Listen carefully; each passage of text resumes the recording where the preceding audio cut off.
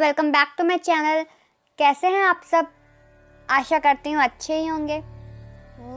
आज मैं आपके सामने एक नई वीडियो लेकर आई हूँ जिसका विषय है प्रारब्ध। लेकिन वीडियो शुरू करने से पहले वीडियो को लाइक करें, चैनल को सब्सक्राइब करें, साथ ही साथ बेल आइकन भी दबाएं ताकि आपको लेटेस्ट वीडियो की नोटिफिकेशंस तुरंत मिलती रहे। तो चलिए वीडियो शुरू करते हैं।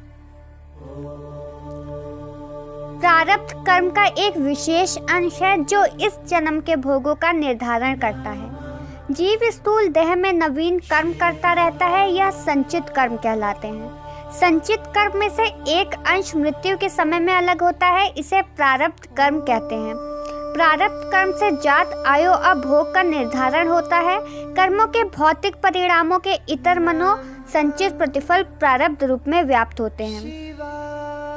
हम जो भी कर रहे हैं, जैसे सोचना, देखना, सुनना, समझना, रोना, हंसना और अन्य कर्म करना, उनमें से कुछ हमारी आदतें बनकर संचित होने लगते हैं। संचित अर्थात संग्रहित, संग्रहित अर्थात स्टोर। वह कर्म जो स्टोर हो रहे हैं वह संचित कर्म कहे जाते हैं। बार बार एक ही कर्म या कार्य करने से वह कर्म या कार्य स्टोर हो जाता है। मरने के समय इस स्टोर कर्म का कुछ भाग हमारे साथ अगले जन्म में भी चला जाता है, वही भाग प्रारब्ध कहलाता है। जैसे किसी व्यक्ति की पिछले जन्म में एक टांग टूटी थी और उसने यदि अपने पिछले जीवन का लगभग 10 साल एक टांग पर ही गुजारा है, तो वह इस जीवन में अपनी एक टांग को लेकर अजीब ही स्थिति में रहेगा। उसके अवचेतन मन में यह बात है कि मेरी एक ही टांग है। हालांकि उसका चेतन मन यह नहीं जानता, लेकिन आदतवश उसकी एक टांग ज़्यादा सक्रिय रहती है जबकि दूसरी टांग नहीं। यह एहसास अजीब होता है। दूसरा उदाहरण यह है कि यदि किसी व्यक्ति की पिछले जन्म में उसकी किसी घटना, दुर्घटना आदि में समय में से पूर्व मौत हो गई है, तो निश्चित वह वैसी परिस्थिति में अक्सर डरा हुआ रहेगा जिस परिस्थिति में उसकी मौत हुई थी।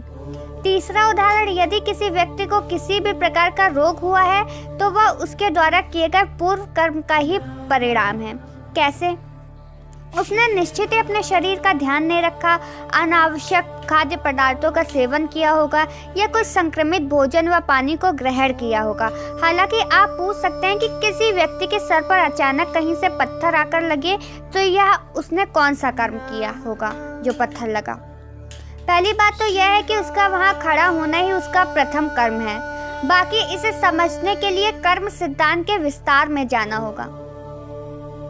हिंदू दर्शन के अनुसार मृत्यु के बाद मात्र यह भौतिक शरीर या देह ही नहीं नष्ट होती है, जबकि सूक्ष्म शरीर जन्म जन्मांतरों तक आत्मा के साथ संयुक्त रहता है। यह सूक्ष्म शरीर ही जन्म जन्मांतरों के शुभ अशुभ संस्कारों का वाहक या संग्राहक होता है। चलिए इसे और अच्छे से समझ लेते हैं। एक व्यक्ति हमेशा ईश्वर के नाम का जाप किया करता था। धीरे धीरे वह काफी बुजुर्ग हो चला था, इसलिए एक कमरे में पड़ा रहता था। जब भी उसे शौच, स्नान आदि के लिए जाना होता था, वह अपने बेटों को आवाज लगाता था और बेटे ले जाते थे। धीरे धीरे कुछ दिन बाद बेटे कई बार आवाज लगाने के बाद भी कभी कभी आते और देर रात तो आते भी नहीं थे। इस दौरान वे कभी कभी गंदे बिस्तर पे ही रात बिता दिया करते थे। अब और ज्यादा बुढ़ापा होने के कारण उन्हें कम दिखाई देने लगा था। एक दिन रात को निवृत्त होने के लिए जैसे ही उन्होंने आवाज लगाई, तुरंत एक लड़का आता है और बड़े ही कोमल स्पर्श के साथ उनको निवृत्त करवाकर बिस्तर पर लेटा जाता है। अब ये रोज का नियम हो गया। एक रात उनको शक हो जाता है कि पहले तो बेटों को रात में कई बार आवाज लगाने पर भी नहीं आते थे, लेकिन ये तो आवाज लगाते ही दूसरे क्षण आ जाता है और बड़े कोमल स्पर्श से सब निवृत्त करवा देता है। एक रात वह व्यक्ति उसका हाथ पकड़ लेता है और पूछता है कि सच बता, तू कौन है? मेरा बेटा तो ऐसा नहीं है। अभी अंधेरे कमरे में एक अलौकिक उजाला हुआ और उस लड़के रूपी ईश्वर ने अपना वास्तविक रूप दिखाया। वह व्यक्ति रोते हुए कहता है, हे प्रभु, आप मुझे स्वयं मेरे निवृत्ति के कार्य कर रहे हैं। यदि मुझसे इतने प्रसन्न हो तो मुक्ति ही दे दो ना। प्रभु कहते हैं कि जो आप भुगत रहे हैं वो आपके प्रारब्ध हैं। आप मेरे सच्चे साधक हैं, हर समय मेरा नाम जप करते हैं, इसलिए मैं आपके प्रारब्ध भी आपकी सच्ची साधना के कारण स्वयं कटवा रहा हूँ। व्यक्ति कहता है कि क्या मेरे प्रारब्ध आपकी कृपा से भी बड़े हैं? क्या आपकी कृपा मेरे प्रारब्ध नहीं काट सकती है? प्रभु कहते हैं कि मेरी कृपा सर्वोपरि है, यह अवश्य आपके प्रारब्ध काट सकती है, लेकिन फिर अगले जन्म में आपको ये प्रारब्ध भुगतने फिर से आना होगा।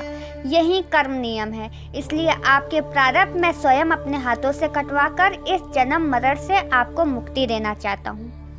ईश्वर कहते हैं प्रारब्ध 3 तरह के होते हैं, मंद, तीव्र तथा तीव्रतम। मंद प्रारब्ध मेरा नाम जपने से कट जाते हैं। तीव्र प्रारब्ध किसी सच्चे संत का संग करके श्रद्धा और विश्वास से मेरा नाम जपने पर कट जाते हैं। पर तीव्रतम प्रारब्ध भुगतने ही पड़ते हैं, लेकिन जो हर समय श्रद्धा और विश्वास से मुझे जपते हैं उनके प्रारब्ध मैं स्वयं साथ रहकर कटवाता हूँ और तीव्रता का एहसास नहीं होने देता हूँ। धन्यवाद।